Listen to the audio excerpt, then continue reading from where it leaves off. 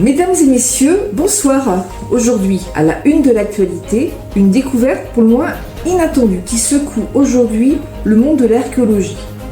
Des pièces de monnaie romaines, vieilles de plus de 2000 ans, ont été retrouvées au Japon, dans un château médiéval du nom de Katsuren, sur l'île d'Okinawa. Un mystère qui intrigue les historiens. Comment des sesterces de l'Empire romain ont-elles pu faire un tel voyage à travers le temps et l'espace? Annie Lefebvre, grande spécialiste française du Haut Empire romain, a participé aux recherches. Elle est en direct, sur place, pour nous en dire davantage. Bonjour professeur Lefebvre. Comment ces pièces romaines ont-elles pu arriver ici, au Japon, dans un château médiéval? Donc c'est effectivement une découverte surprenante. Ces pièces qu'on appelle sesterces semblent dater du 3e et 4e siècle après Jésus-Christ, à l'époque de l'Empire romain.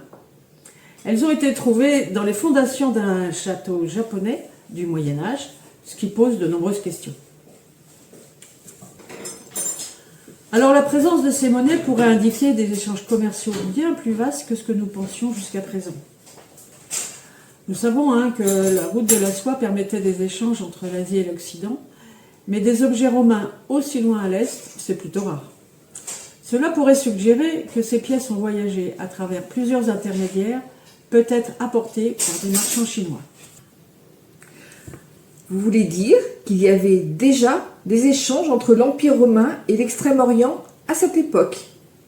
Alors il n'est pas impossible qu'il y ait eu des contacts directs entre les Romains et les Japonais, mais si c'est le cas, cela devrait être très isolé. À ce jour, il n'existe aucune preuve directe d'un contact entre l'Empire romain et le Japon à cette époque. Cependant, nous le savons que les routes commerciales, comme les routes de la soie, reliaient l'Empire romain à l'Asie centrale et à la Chine. Des objets romains ont d'ailleurs été trouvés en Chine, ce qui prouve que des échanges existaient, au moins de manière indirecte. Alors plutôt que des contacts directs entre les Romains et les Japonais, il est plus plausible que des sesterces aient voyagé à travers plusieurs intermédiaires. Cela dit, cette découverte reste exceptionnelle et soulève la question de l'étendue réelle des échanges entre l'Occident et l'Extrême-Orient à cette période. Nous devons encore en apprendre plus avant de tirer des conclusions définitives. Qui étaient alors ces intermédiaires que vous évoquez entre les Romains et les Chinois? Les plus importants sont sans nul doute les Indiens. Contrairement à ce que l'on pourrait penser, il existait déjà une forme de mondialisation dès l'Antiquité. Les Romains connaissent bien les Indiens qui sont implantés à Alexandrie. Il faut rappeler qu'Alexandre le Grand avait étendu ses conquêtes très à l'est. La nouveauté par rapport à l'époque des Grecs, c'est que les échanges ne se font plus par voie terrestre, mais par voie maritime. En effet, le Nil est une route naturelle pour rejoindre les ports de la mer Rouge, d'où partent les bateaux.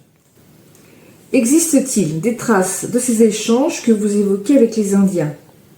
Tout à fait, les Romains disposaient de comptoirs en Inde, et ce n'est pas rare de trouver des sesterces dans ce pays encore aujourd'hui. Si ce commerce était si florissant, pourquoi a-t-il pris fin? À la fin de l'Antiquité, il y a des changements politiques. L'Empire romain traverse une crise profonde qui conduit à sa chute. Son héritier, qu'on appelle l'Empire byzantin, n'est pas assez puissant pour maintenir une influence sur toute la Méditerranée. Il ne peut pas lutter contre l'expansion des forces arabes qui va couper pour un temps les routes commerciales. Les royaumes tamouls vont alors se tourner vers l'est pour trouver des débouchés. Les Chinois ont sans doute suivi ce mouvement, ce qui a pu conduire à l'arrivée de ces pièces au Japon. Merci beaucoup, professeur, pour ces éclaircissements fascinants. Une découverte qui nous rappelle combien notre passé regorge encore de mystères et d'interconnexions inattendues. Nous suivons de près les prochaines avancées sur ce dossier. Et c'est ainsi que se termine notre édition de ce soir. Merci de nous avoir suivis. Nous vous donnons rendez-vous demain, à la même heure, pour une nouvelle édition. Excellente soirée à tous.